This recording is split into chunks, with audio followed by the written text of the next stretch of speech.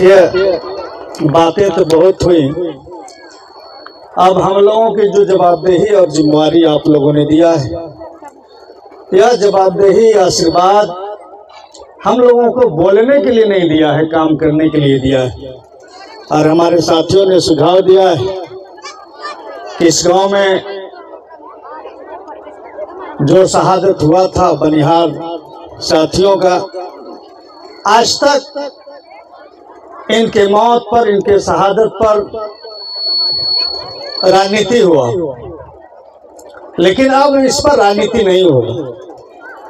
अब काम होगा, क्योंकि हमारे जो विधायक हैं, जिस समय ये घटना घटित थी उस समय हमारे वर्तमान विधायक अनंत प्रताप देव जी थे, और इन्हीं के जरिए, इन्हीं के सौजन्य से, इन्हीं के कलम से उन मजदूरों के 1-1 लाख रुपया मुआवजा दिलाने का काम इन्होंने किया था। और आज आपके आशीर्वाद से भवनाथपुर विधानसभा के हमारे विधायक माननीय अनंत प्रताप देव जी हैं, झारखंड में हमारी सरकार है।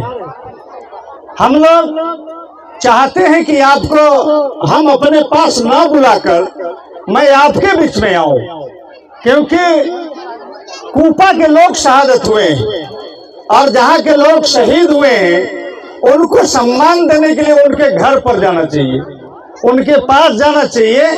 तो आज हमारे नेता माननीय अनंत प्रताप देव जी ने, झारखंड मुक्ति मोर्चा के तमाम साथियों ने आपके गांव में, कूपा में आकर उन शहीदों को सम्मानित करने के काम, उन्हें श्रद्धांजलि देने के काम, उन्हें याद करने के काम लोग कर रहे हैं। और उनका सच्चा याद करना तभी पूरा होगा जब इस गांव में जैसे पीने का पानी, रहने का घर, शिक्षा के लिए स्कूल, चलने के लिए सड़क की अगर व्यवस्था नहीं होता है तो हमको लगता है कि जितना भी शहीदों के नाम पर हम लोग बोले वो कम होगा। आज हम अपने साथियों से कहना चाहते हैं, हमारे देवदत्त जी हैं, हमारे मुखिया जी प्रमोद जी हैं, संजय जी हैं, मैं आप लोगों से कहना चाहता हूं कि हम लोगों के जो यहाँ जिन लोगों की मौत हुआ था उनके परिवार के लोगों को पीने के पानी की व्यवस्था है कि नहीं, अगर नहीं है तो उसको आप लिस्ट बनाइए। अगर उनका आवास नहीं है तो उनको आवास के लिए भी स्पेशल आप लिस्ट बनाइए, और माननीय विधायक जी उसको डीसी को लिखेंगे और वीडियो को बोल करके उन शहीदों के परिवारों को आवास देने के काम करेंगे। ये तत्काल आवास और पीने के पानी की व्यवस्था ये करना हम लोगों के है। और दूसरा चीज, हम लोग जिस सड़क से आए हैं, इस सड़क के साथ साथ इस गांव में अगर और भी कोई सड़क है, अगर सिंचाई की व्यवस्था करने के लिए चेक डैम बनाने की व्यवस्था अगर करनी है, कहीं पुलिया की जरूरत है, उसको भी आप कूपा को प्राथमिकता के आधार पर हम खरौंदी प्रखंड में हर पंचायत में हम करेंगे। लेकिन यहाँ के लोगों ने खोया है, अपने पति को खोया, अपना बेटा को खोया, अपना बच्चा को खोया, अपना भाई को खोया है, और इसलिए इनको प्राथमिकता के आधार पर सबसे पहले इनको व्यवस्था आपको करना है। चाहे वो सिंचाई की व्यवस्था करना पड़े, पानी पीने की व्यवस्था करना पड़े, रहने का घर व्यवस्था करना पड़े, चाहे चलने के लिए सड़क व्यवस्था करना पड़े, यह व्यवस्था सबसे पहले हमारे साथियों को करना होगा। विधायक जी को लिख करके आप दीजिए और विधायक जी फौरन उस पर कार्रवाई करेंगे।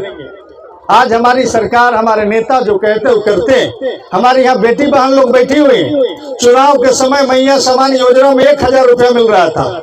हमारे मुख्यमंत्री, हमारे नेता ने कहा, हेमंत सोरेन जी ने कहा, कल्पना सोरेन जी ने कहा कि अगर हम चुनाव जीतेंगे तो 1000 के जगह पर हम महीना में 2500 रुपये अपने बेटी बहन को देने के काम करेंगे।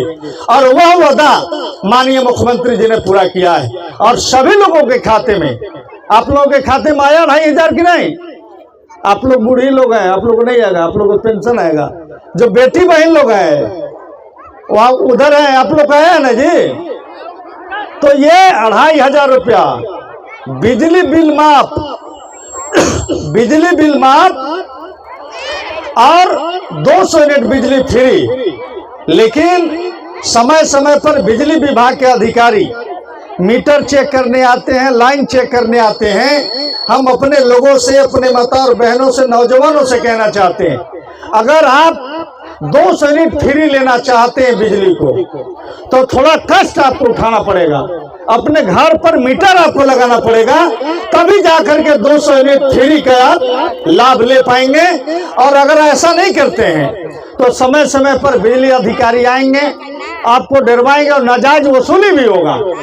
जायज के साथ साथ नाजायज वसूली भी होगा। इसलिए हम तमाम लोगों को मीटर लगाना पड़ेगा आपको। हमारे सरकार ने कहा कि हम 2 लाख रुपया तक कर्जा माफ करेंगे और तमाम किसानों को कर्जा माफ करने की सरकार ने हमारा काम किया है।